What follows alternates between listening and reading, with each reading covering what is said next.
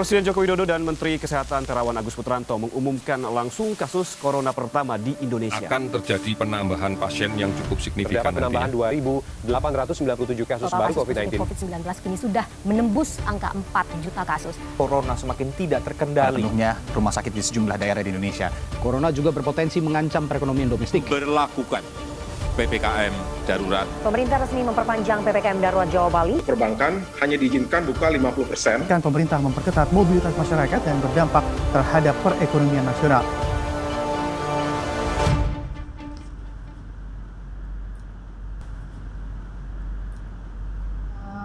Saat ini kita semua sudah mengetahui bahwa kondisi perusahaan saat ini sedang mengalami penurunan krisis akibat pandemi. Di masa periode kuartal 2 ini, kita mengalami penurunan laba bersih yang cukup signifikan, itu sebesar 30% dari tahun kemarin. Jadi saya minta untuk rekan-rekan untuk membentuk tim penanggulangan krisis yang terjadi akibat pandemi ini. Rangga, kamu saya tunjuk sebagai kepala tim penanggulangan krisis ini. Siap? Baik, siap Bu. Nanti saya bersama Fauzi dan Doli akan menganalisis serta menanggulangi krisis yang sedang terjadi di perusahaan kita saat ini. Baik, kalau begitu, nanti segera untuk melapor ke saya secepatnya hasil dari analisis kalian dan langkah apa aja yang harus kita lakukan ke depannya. Baik Bu, secepatnya akan segera kami laporkan kepada Ibu hasil dari analisis yang sudah kita persiapkan. Oke, saya rasa cukup sekian. Saya harap kita semua bisa mengatasi ini dan melewati ini dengan baik bersama-sama.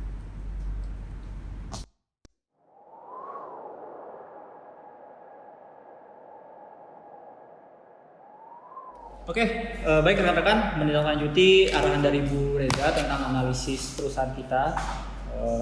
Saya sudah siapkan laporan untuk kita analisis. Jadi bisa teman-teman lihat di sini sudah saya siapkan materinya, di kertas teman-teman juga sudah ada. Saatnya kita diskusikan untuk nantinya kita laporkan ke Bu Reza secepatnya ya.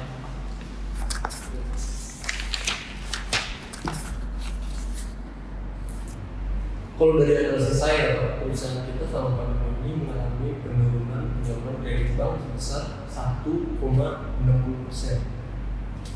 Terus juga ditambah ada 120 kantor cabang kita yang tutup karena PPKM, Pak. Dan ini menyebabkan jumlah transaksi kita menurun. Kalau menurut saya, kita ini sekarang harus berpikir lebih adaptif Pak sama keadaan. Maka dari itu kita harus memperkuat sektor digital banking yang kita punya Pak, yaitu Livin by Mandiri. Setuju Pak.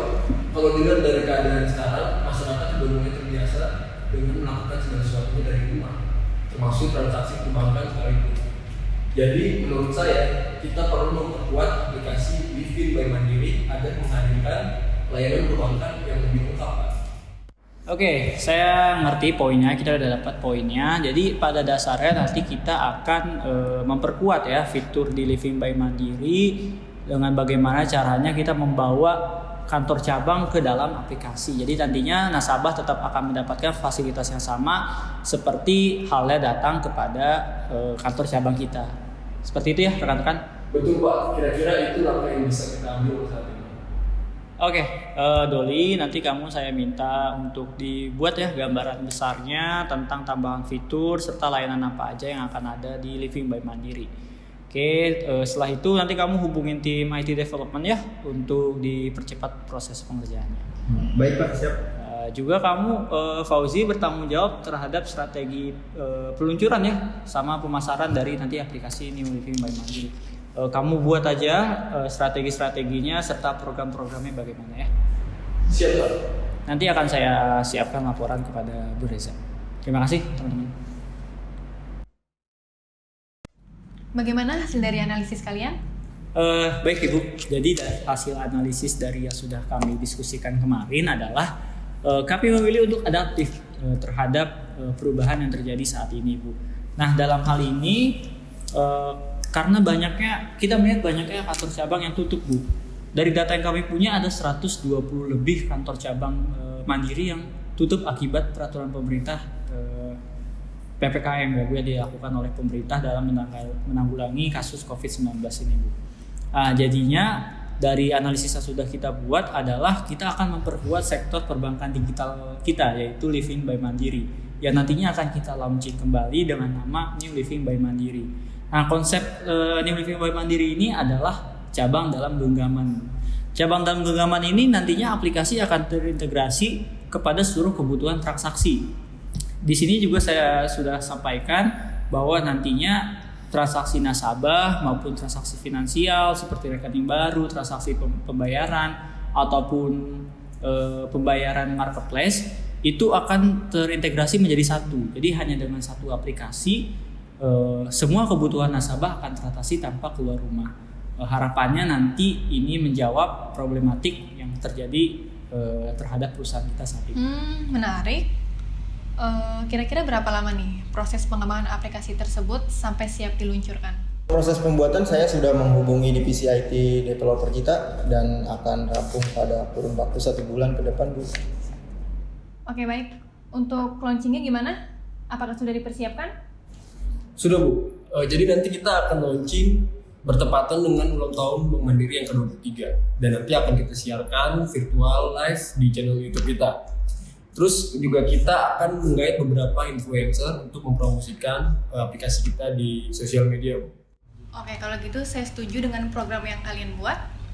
Tapi saya minta rekan-rekan untuk follow up juga update dari progresnya. Jangan sampai ada kegagalan di sini. Oke?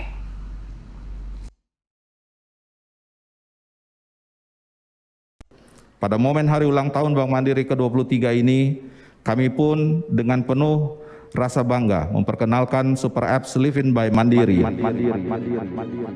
Bertepatan dengan hari ulang tahun yang ke-23, perayaan hari ulang tahun ke-23, bank milik BUMN mengembangkan bisnisnya menuju bank digital. Adanya pengembangan layanan berbasis digital. Financial Super App Livin by Mandiri meluncurkan pembaharuan fitur pada aplikasi Livin by Mandiri. Mulai dari kebutuhan pembukaan rekening baru secara online, layanan cabang di dalam genggaman. Rekan-rekan semuanya, setelah 1 bulan peluncuran aplikasi New Livin by Mandiri, di sini sudah tercatat mencapai 2 juta user dan terus meningkat bahkan sampai saat ini. Dan seiring dengan pertumbuhan jumlah pengguna, laju transaksi finansial nasabah Bank Mandiri melalui New Livin by Mandiri juga melesat, mencapai hampir 700 juta transaksi. Ini menandakan bahwa hasil dari kerja keras kalian selama ini berhasil, sehingga kita semua bisa keluar dari masa krisis ini. Oleh karena itu, saya mengucapkan banyak terima kasih pada kalian. Baik, sama-sama Ibu. Ini semua berkat kerja keras dari seluruh anggota tim kita.